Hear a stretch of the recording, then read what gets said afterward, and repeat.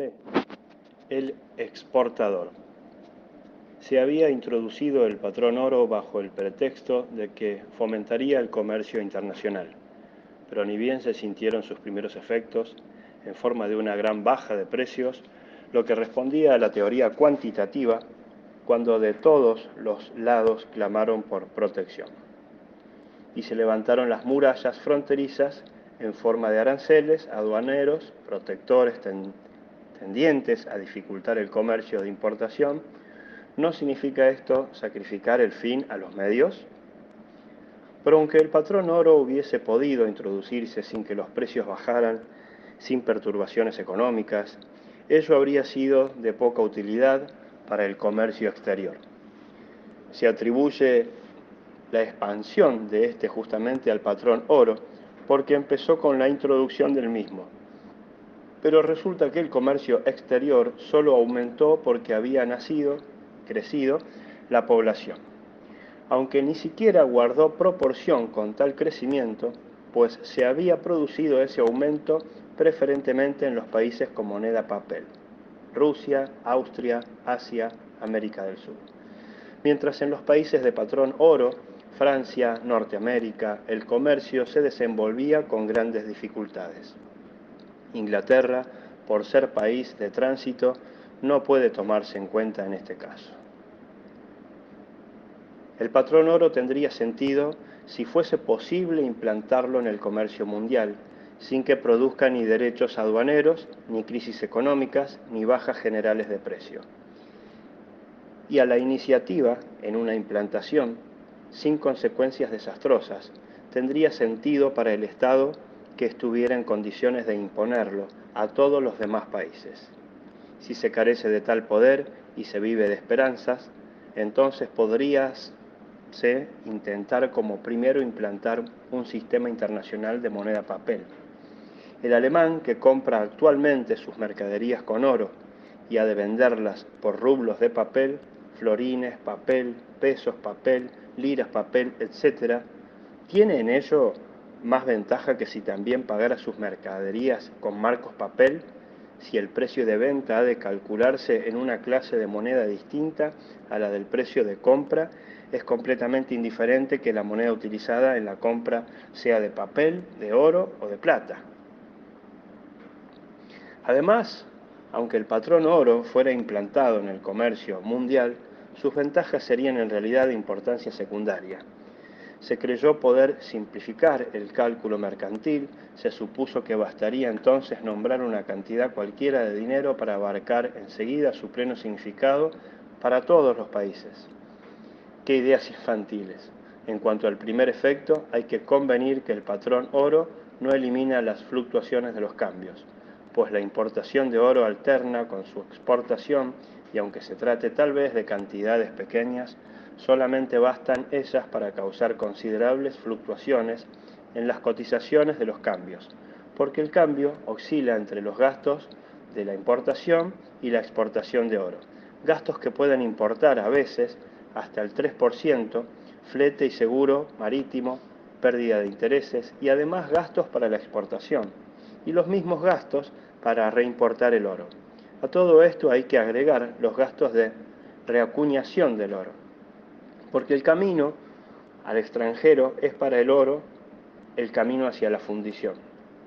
Dice Bamberger con toda razón. Y se trata aquí de gastos que hay que tomar en cuenta, aunque las operaciones sean de poca monta. Sea como fuera, el solo hecho de que el comerciante deba tomar en cuenta las fluctuaciones del cambio demuestra que tales ventajas no existen para sus cálculos. Más engañador aún es la otra ventaja que se atribuye a la implantación del patrón oro en el comercio internacional, porque para conocer el significado de cierta cantidad de dinero para un país cualquiera, hay que saber primero cuáles son los precios de las mercaderías, de los salarios, etc., del país en cuestión. Si yo, por ejemplo, hubiera heredado deudas en lugar de fortuna, no me quedaría en Alemania, sino que iría a un país donde el dinero se gana con mayor facilidad. Por cierto que a raíz de mi emigración, el importe nominal de mi deuda no disminuye, pero sí el real. Un hombre con deuda de 1.000.000 o 1.000 marcos es un pobre diablo en Alemania. En América esa deuda significa bien poco. Lo contrario ocurre si en lugar de deudas hubiera heredado una fortuna.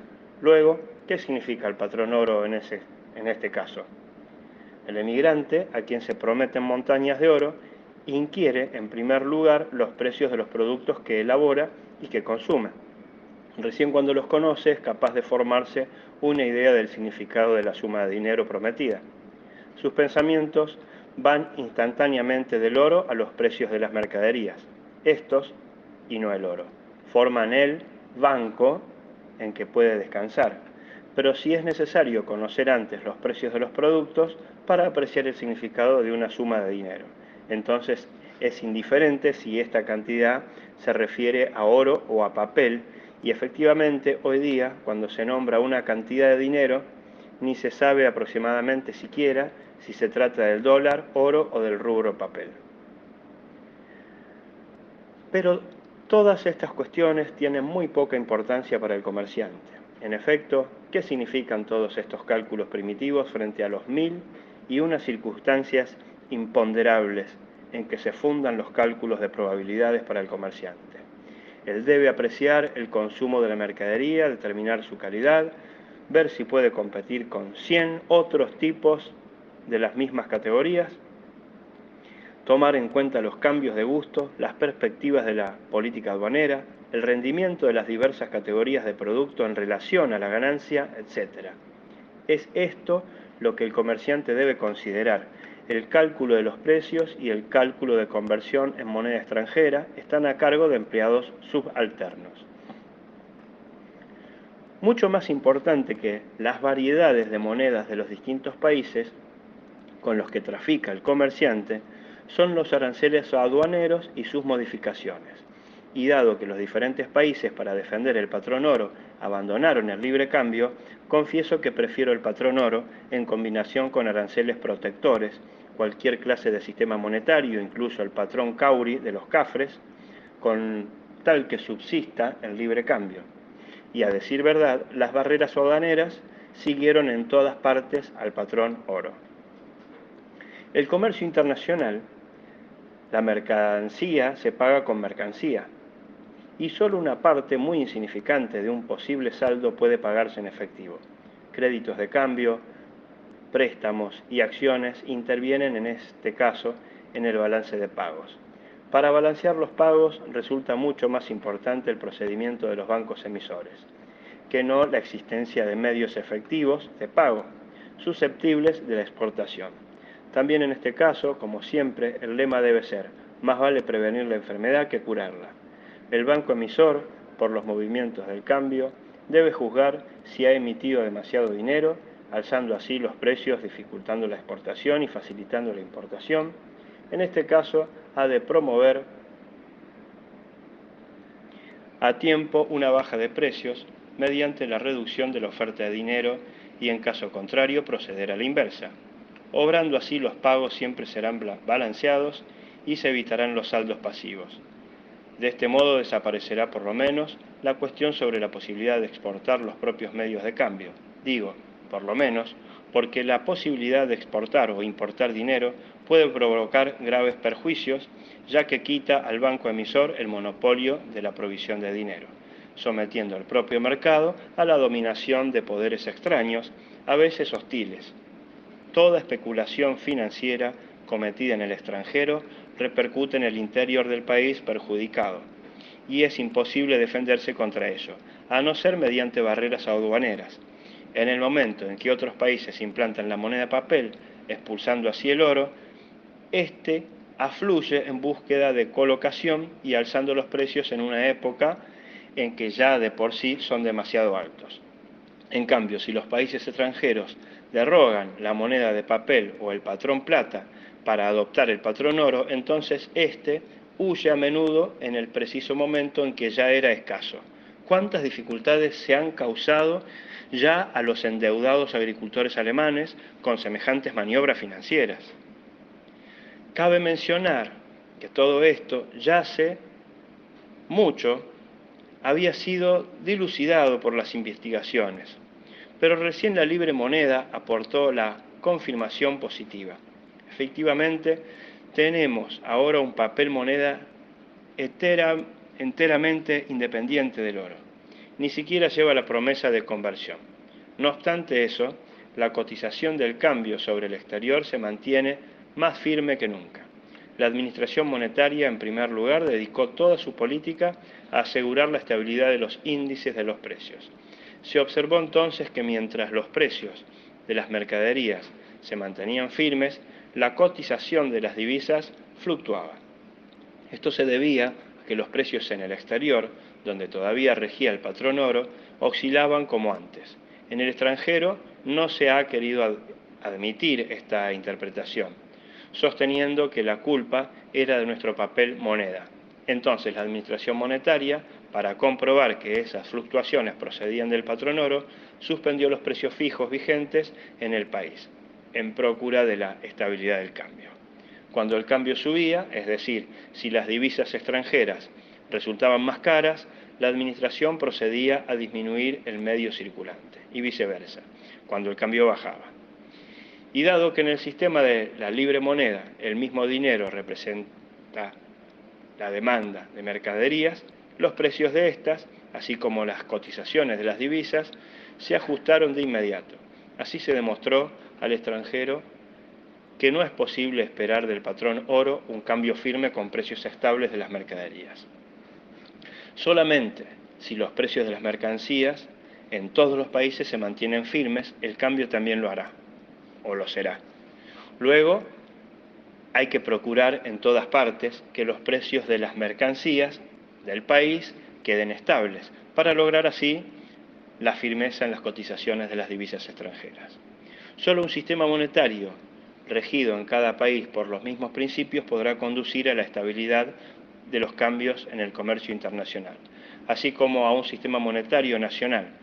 Por fin esto parece haber sido comprendido en el exterior y se dice que está por convocarse un Congreso Monetario Internacional con el fin de organizar una administración monetaria mundial.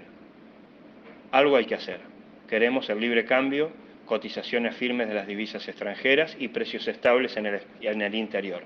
Unilateralmente, o sea, por medio de instituciones nacionales, no es factible realizar estas aspiraciones. Hemos de entendernos con el resto del mundo y, a mi modo de ver, es la libre moneda el dinero que está llamado a servir de base para tal acuerdo, porque ella es obediente, se deja amoldar y siempre está dispuesta, se presta para cuando uno quiera. No hay propósito que con ella no se logre. Pie de página. Durante la crisis de Marruecos, los capitales franceses colocados en bancos alemanes fueron retirados con el solo objeto de perjudicar a Alemania, y este objetivo se logró. Ver en Silvio Gesell el ajuste de la moneda y su administración a las necesidades del comercio contemporáneo, Buenos Aires 1897. Igualmente, Frankfurt, Gesell, Política Monetaria Activa, Berlín 1909. D. El industrial. Ventas, colocación de mercancías. Esto es lo que nosotros los empresarios precisamos. Salida normal y segura. Pedidos hechos anticipadamente y a largo plazo. Porque en la regularidad de la venta está basada la industria. No podemos, desde luego, despedir nuestro personal competente a cada momento y cada vez que las ventas se paralizan, para tomar poco después personas novicias e incompetentes. Tampoco podemos, por pálpito, llenar los depósitos con mercancía por carencia de pedidos firmes. Que se nos procure mercados seguros, instituciones públicas y adecuadas para realizar la venta de nuestros productos y ya las venceremos nosotros mismos las dificultades técnicas. Que nos procuren salida de nuestros productos, pago al contado, precios estables, y nosotros crearemos lo demás. Esas fueron nuestras aspiraciones al discutirse la cuestión de la implantación de la libre moneda, y esas aspiraciones se han cumplido. Pues, ¿qué es salida? es venta. ¿Y qué es venta? Es cambio de mercancías por dinero. ¿Y de dónde viene el dinero? De la venta de mercancías. Esto es, pues, una circulación completa. Y cuando el dinero, como en el caso de la libre moneda, obliga a su poseedor a comprar, recordándole a cada momento sus obligaciones de comprador, mediante la merma que le causa cualquier demora, entonces la compra y la venta se siguen sin interrupción una a otra en toda circunstancia y tiempo. Si cada uno tiene que comprar por el importe de lo que vende, ¿cómo podría entonces paralizarse la venta? La libre moneda cierra, por lo tanto, el engranaje de la circulación monetaria. Así como la mercancía representa la oferta, así representa ahora el dinero a la demanda. Ella ya no anda por las nubes, no es más que una pajuela a merced del viento de los rumores políticos. La demanda ha dejado de ser una manifestación de la voluntad de los compradores, de los banqueros, de los especuladores. Es el mismo dinero, constituido ahora en la encarnación y materialización de la demanda. Los dueños del dinero y la demanda corren ahora en la misma carrera. El dinero conduce al poseedor como se lleva a un perro por la cuerda. Y es justo y equitativo que sea así. ¿Acaso nosotros, los productores y poseedores de mercancías, somos dueños de la oferta de nuestros productos? ¿O es la naturaleza de los mismos la que nos compele a ofrecerlos, ya sea por el espacio que ocupan, el peligro del fuego, la pudrición, o que están sujetos la alteración en el gusto, la fragilidad y miles de otros factores? Y eso siempre inmediatamente después de su elaboración. Por lo tanto, si la oferta de las mercancías está sujeta a una compulsión natural de orden material, ¿no exige entonces la equidad que se someta también la demanda de las mercancías, o sea, la oferta del dinero, a una compulsión? Fue un acto honroso contestar afirmativamente a esta pregunta con la introducción de la libre moneda. Hasta entonces se había pensado siempre y exclusivamente en los compradores. Ahora se recordó que también los vendedores tienen sus intereses y que solo a expensas de estos se cumplían todos los deseos de aquellos. Bastante tiempo se ha necesitado para comprender esta verdad tan sencilla. Cuando no hay salida y los precios bajan, ya no se dice que se ha producido en exceso, que hay superproducción. Más bien se declara que el dinero, o sea la demanda, escasea. Y en este caso la administración monetaria lanza más dinero a la circulación, haciendo así subir los precios a su nivel normal, puesto que el dinero es la demanda encarnada. Nosotros producimos y lanzamos nuestras mercancías al mercado. La oferta, la administración monetaria analiza la oferta y lanza al mercado la correspondiente cantidad de dinero. La demanda, oferta y demanda representan ahora productos de trabajo. En la demanda ya no queda ni rastro de acciones arbitrarias, de anhelos, esperanzas, perspectivas variables o especulaciones. Será más bien exactamente tan grande como sean nuestros deseos, nuestros productos. La oferta son una orden para la demanda y la administración monetaria ejecuta la orden. El director de este instituto tendrá que empeñarse mucho para cumplir con sus deberes. Ya no puede ampararse en la frase hueca, exigencias del comercio, ejercitando así un poder ilimitado. Con precisión matemática han sido fijadas las obligaciones de la administración monetaria y de igual precisión son las armas que hemos dado a este instituto. El Reichsmark era hasta la fecha algo indefinido. Ahora el mismo Reichsmark se ha convertido en un concepto estable y de esta estabilidad responden los funcionarios de la administración. Dejamos de ser un juguete en manos de los capitalistas, de los banqueros y de los especuladores. Ya no necesitamos esperar devotamente hasta que mejore la coyuntura, como se decía antes. Dominamos ahora la demanda, pues el dinero cuya fabricación y oferta está en nuestro poder forma por sí solo la demanda. Esto no puede ser repetido ni recalcado bastante. Ahora vemos la demanda, la podemos palpar y medir, lo mismo que ver, palpar y medir la oferta. Mucha mercancía, mucho dinero, poca mercancía, poco dinero. Esa es la línea de conducta de la administración monetaria, una cosa extremadamente sencilla. ¿Y a qué se debe? Que desde la implantación de la libre moneda fluyan los pedidos con tanta abundancia que la industria tiene trabajo por meses. Los comerciantes dicen que el comprador prefiere hoy la mercancía al dinero. Ya no posterga la compra hasta necesitar los objetos con absoluta urgencia, sino que los adquiere tan pronto dispone de dinero. En cada casa hay una despensa especial, y quien tiene que hacer regalos, por ejemplo, para Navidad, no espera hasta la Nochebuena, compra cuando se le ofrece la oportunidad.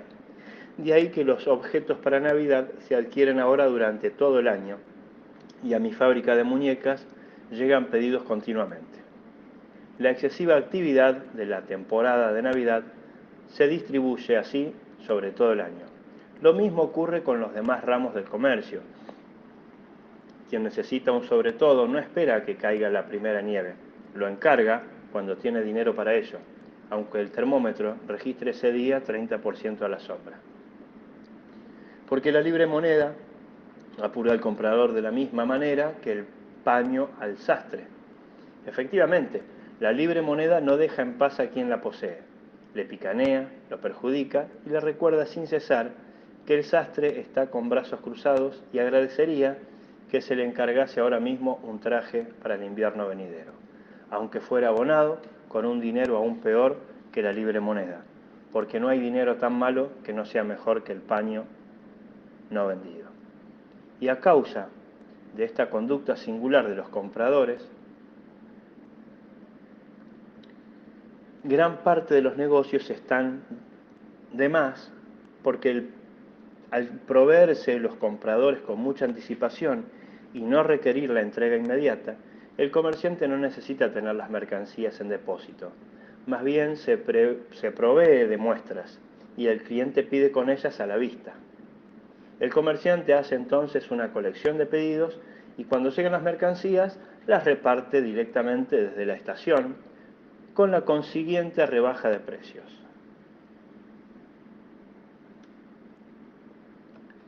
Esta supresión de los negocios donde todo podía comprarse a última hora da lugar hasta los más retrasados compradores reflexionen a tiempo sobre la clase de artículos que habrán de precisar y procuren asegurárselos con suficiente anticipación y así, por fin, hemos conseguido que mediante la libre moneda la determinación del consumo de mercancías se efectúe ya no por los comerciantes, sino por sus mismos clientes, lo que constituye una ventaja enorme para todos los interesados.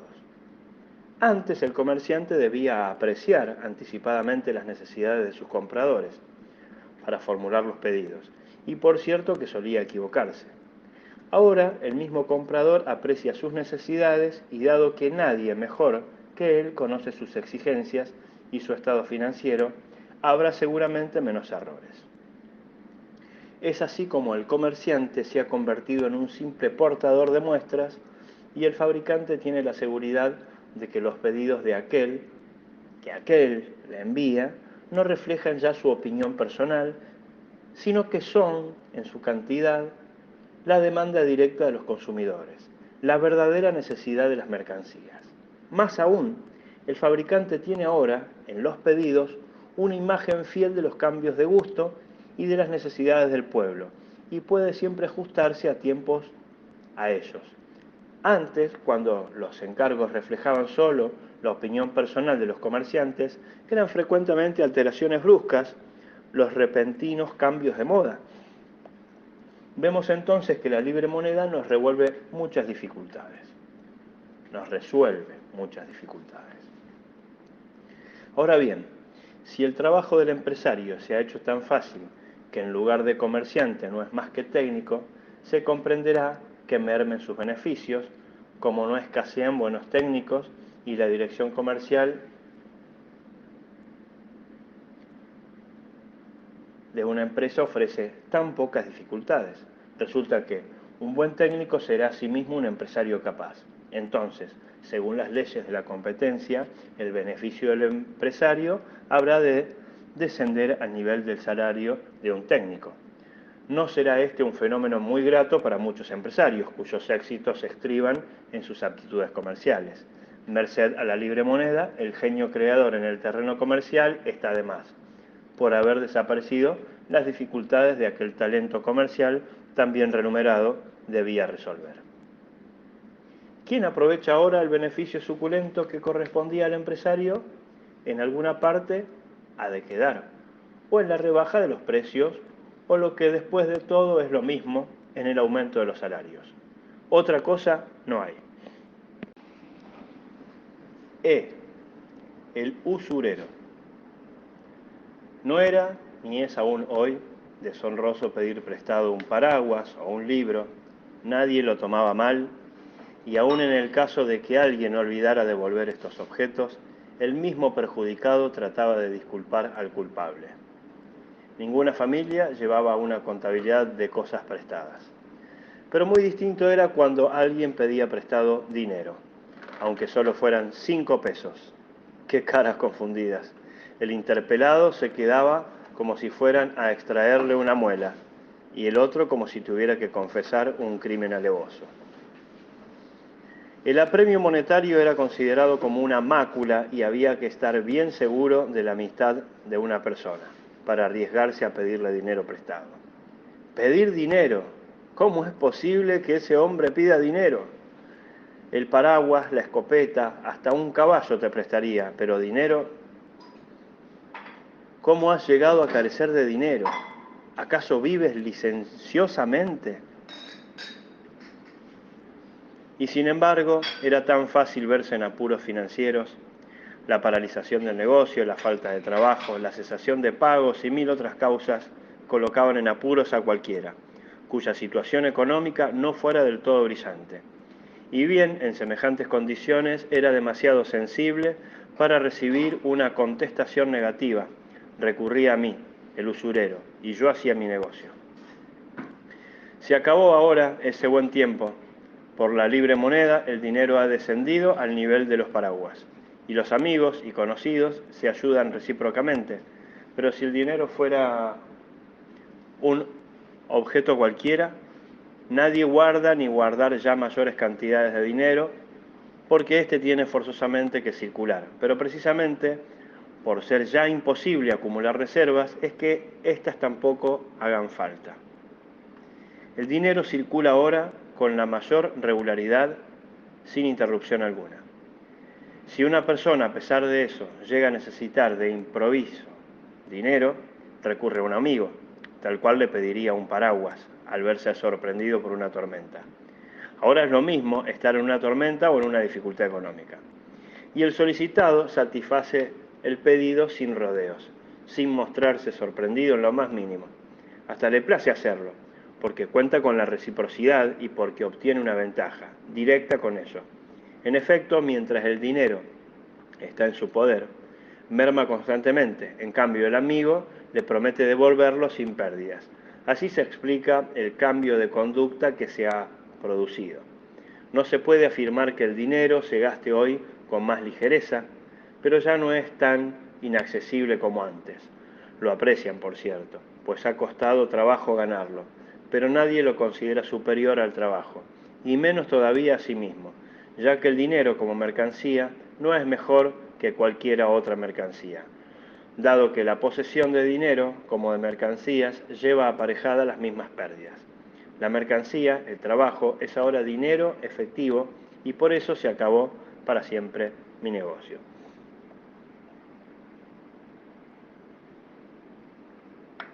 Por la misma mala situación atraviesan las casas de empeño. Ahora cualquier persona que tiene dinero sin precisarlo por el momento está dispuesta a cederlo contra una prenda, hasta sin interés. En efecto, la libre moneda vale menos que las prendas comunes. Por eso, si alguien necesita urgentemente 10 pesos, no tiene necesidad de ocultar su apuro y dirigirse clandestinamente a una casa de empeño. Más bien, va directamente al vecino y se hace adelantar la suma a cambio de la prenda. Y cualquier mercancía adquirida en tiempos de abundancia monetaria es tan buena, por no decir mejor, que el dinero efectivo. De modo que ahora la mercancía es dinero y el dinero mercancía. La razón es muy sencilla, pues ambas cosas son igualmente inferiores, porque valen tanto como todas las cosas de este mundo perecedero. Todos los prejuicios inherentes a las mercaderías tienen su correlativo natural en la merma de la libre moneda. Y hoy nadie prefiere esta a aquellas. Pero justamente por eso el trabajo es siempre solicitado y por serlo, todo hombre capaz y laborioso tiene a su disposición la fuerza de su trabajo, vale decir, dinero efectivo. Se acabó la usura. Sin embargo, no me voy a rendir así nomás a la adversidad de mi destino. Voy a demandar al Estado por daños y perjuicios. El dinero era ya una institución pública al igual que hoy, y yo vivía de ella. Luego era yo una especie de funcionario público. Ahora, por culpa de la reforma monetaria, vale decir, por un acto de fuerza, el Estado arruinó mi negocio quitándome el pan. Tengo, pues, derecho a indemnización. Cuando los terratenientes se encontraban en dificultades, se les ayudaba aliviando la llamada necesidad de los agricultores mediante derechos protectores a los cereales. ¿Por qué no he de recurrir yo también a la ayuda del Estado? ¿Acaso es mejor y más honrada la usura cerealista que la del dinero? Tanto yo, el judío, como tú, el conde, ambos somos usureros. El uno tan vil como el otro. Al contrario, me parece que tú eres más vil, más ávido que yo, porque la usura cerealista es mucho más veces la causa de la miseria que conduce a los hombres hasta el usurero.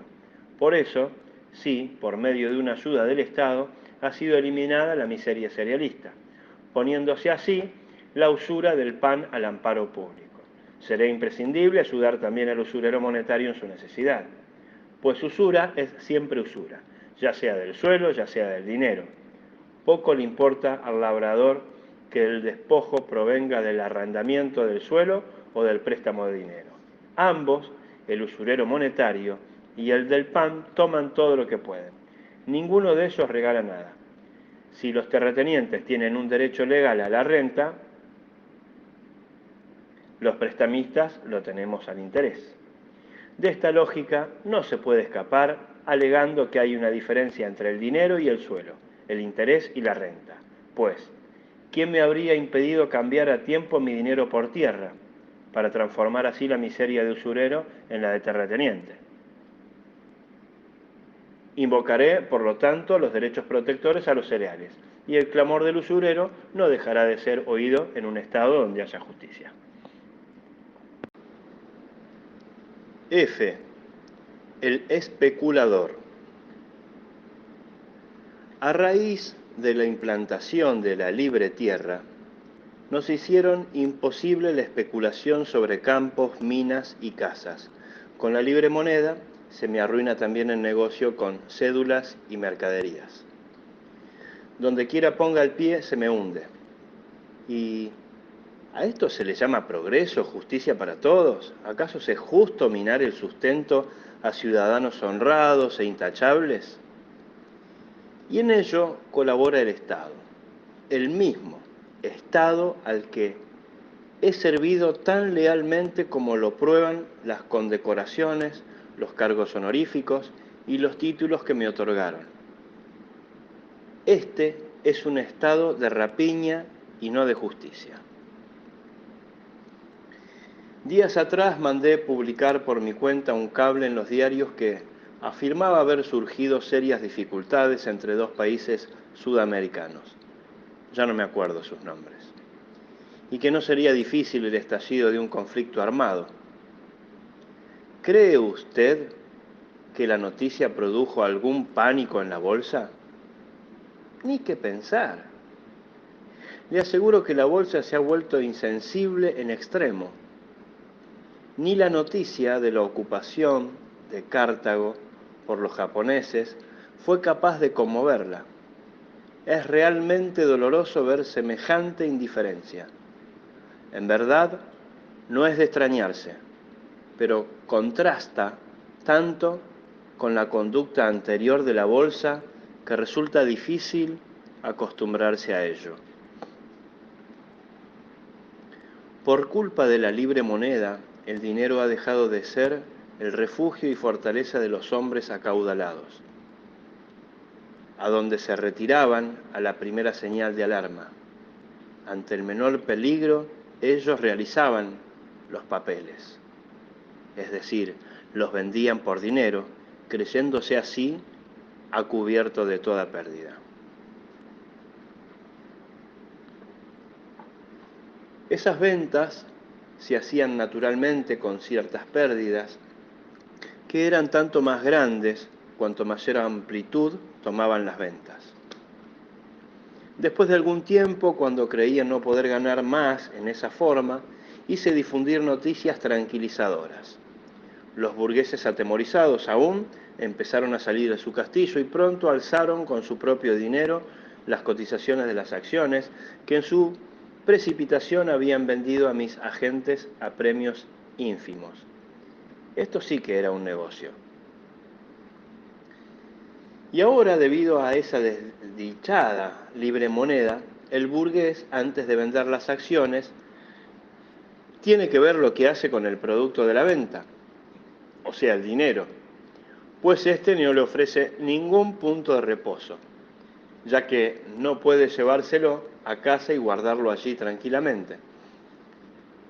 El dinero se ha convertido en un simple instrumento de tránsito. ¿Qué será, me dicen ellos, del producto de los valores que queremos vender por creerlos en peligro? Ciertamente creemos a usted que las perspectivas de esos valores son malas, pero ¿son acaso mejores las condiciones del dinero que usted nos dará en cambio? Aconséjenos lo que hemos de hacer con el dinero. Esto lo tenemos que saber antes de vender. No queremos comprar bonos del Estado, porque otros se precipitaron ya sobre ellos, alzando así la cotización. ¿Debemos acaso realizar nuestros valores con pérdidas para adquirir luego otros precios exagerados, perdiendo así de nuevo? Si perdemos comprando en préstitos públicos, bien podemos perder en nuestros valores. Luego será mejor esperar con la venta un rato más.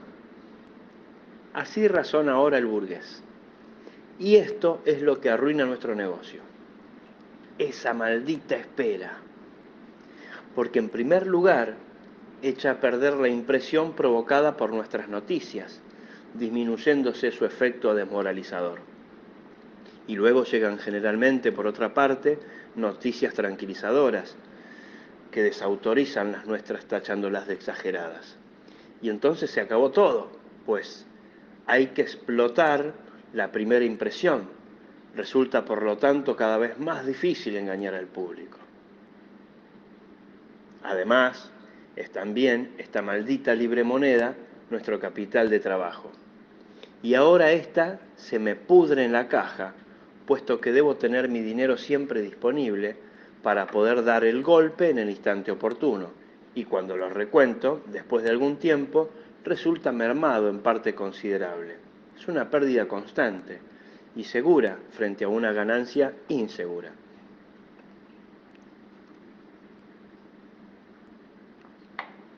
Al principio del año tenía 10 millones en efectivo, en la creencia de poder utilizarlos en cualquier momento como antes. Los guardé en mi caja.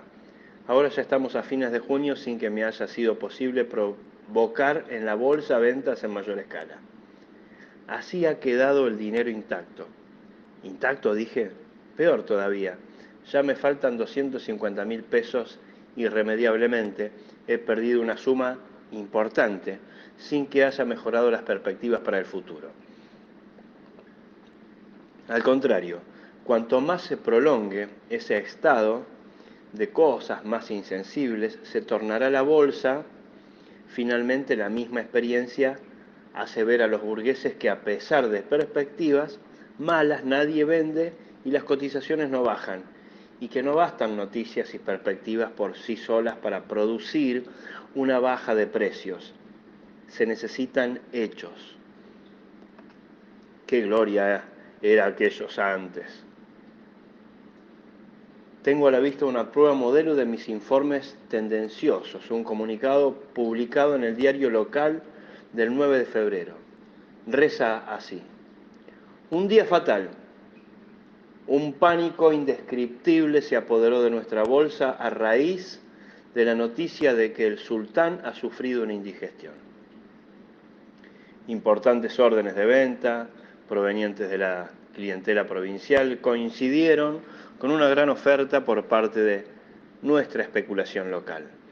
Y bajo la fuerza de esa presión abrió el mercado con un tono de desmoralización y desorientación. ¡Sálvese quien pueda! Era hoy el clamor generalizado a la hora de la apertura de la bolsa. En cambio ahora se oye en el eterno y fastidioso estribillo: ¿qué haré con el dinero? ¿Qué voy a comprar si vendo mis acciones? Esta desdichada libre moneda. ¡Qué bien estaba todo con el patrón oro! Entonces nadie preguntaba: ¿qué haré con el producto de la venta? Por consejo de las bolsitas se vendían los bonos tan bonitos por oro que era más bonito aún. Qué alegría la de volver a ver el dinero invertido, reencontrarlo y palparlo. Teniendo un oro, sentíase seguro. Era imposible perder en el oro, ni al comprarlo ni al venderlo, ya que tenía, según la expresión de los sabios, su propio valor estable e intrínseco. Frente a ese famoso valor estable e intrínseco, fluctuaban todas las demás mercancías y acciones, cual el mercurio del barómetro. Cuán fácil era especular con ese célebre valor estable e intrínseco del oro. Ahora la gente adinerada se queda con sus valores como si estuviera clavada a ellos. Y antes de realizarlo se oye siempre la misma cosa: por favor, dígame primero, ¿qué haré con la libre moneda, o sea, el producto de la venta de mis valores? Se acabó el antiguo esplendor de la bolsa, el sol en el cielo de la especulación se eclipsó con el oro. Pero me queda el consuelo de no estar solo en la desgracia. Igual suerte han corrido mis colegas de profesión. También a ellos la libre moneda les arruinó el negocio.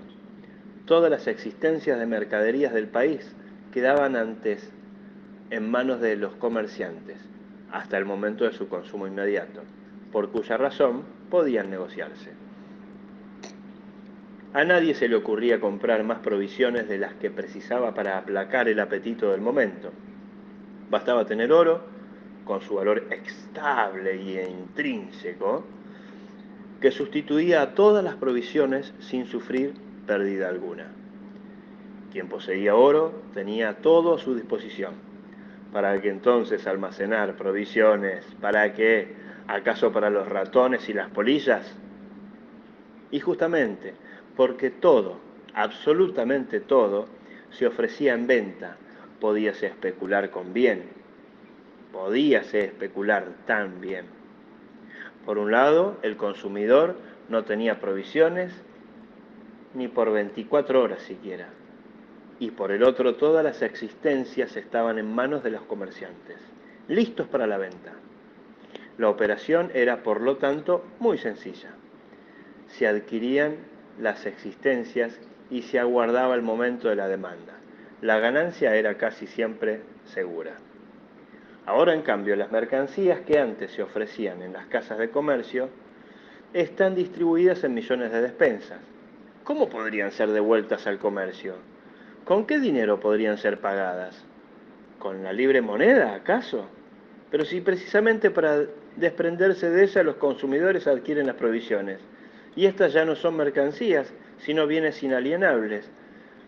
Pero aunque los especuladores lograsen apoderarse de las mercancías recién producidas, los precios no aumentarían por ello de inmediato, pues hay reservas, ya no se vive de la mano a la boca. Y antes de que se agoten las reservas, se habría difundido la noticia de lo que los especuladores se apoderaron de ciertas existencias.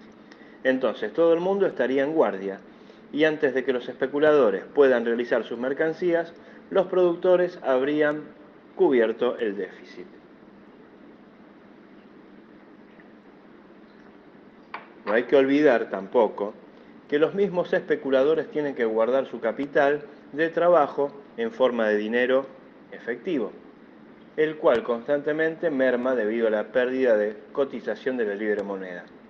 Luego pérdida de intereses, pérdida de cotización, gastos de almacenaje por una parte y ningún beneficio por otra. ¿Quién lo aguanta? ¿Cómo ha sido posible implantar una invocación que perjudica directamente al Estado? Porque yo, Rockefeller, soy el Estado, y en unión con mi amigo Morgan formamos los Estados Unidos. El que me perjudica a mí, perjudica también al Estado. Me es enteramente incomprensible de dónde el Estado, en lo sucesivo, obtendrá los recursos para las instituciones de beneficencia. El Estado ha cortado la rama que daba la mejor fruta. El oro, según la expresión de nuestros peritos y sabios, tiene un valor estable e intrínseco. El público, que canjeaba mercancías por oro, nunca podía perder, pues canjear es medir, como dicen nuestros sabios. Y dado que en un trozo de lienzo siempre tiene la misma medida, sea cual fuere el extremo por donde se empiece a medir, así también la compra y la venta de mercancías debe dar siempre la misma cantidad de oro. Porque hay que recalcarlo, el oro tiene su valor estable e intrínseco. Por eso, mientras teníamos el oro, el público estaba asegurado por su valor estable e intrínseco contra cualquier fraude. Nosotros los especuladores, por más que nos hayamos enriquecido, nunca pudimos hacerlo a expensas del público. No sé de dónde han venido nuestras fortunas, pero ¿no viene acaso todo bien del cielo? Y que estos dones celestiales hayan sido destruidos por la libre moneda. Pie de página. Nada hace ver mejor la locura inmensa en que vive la humanidad que esta expresión conocida en todo el mundo. Real. Es para todos ellos solo el dinero. Medida de valor, medio de transporte de valores, depósito de valor, materia de valor y embuste de valor.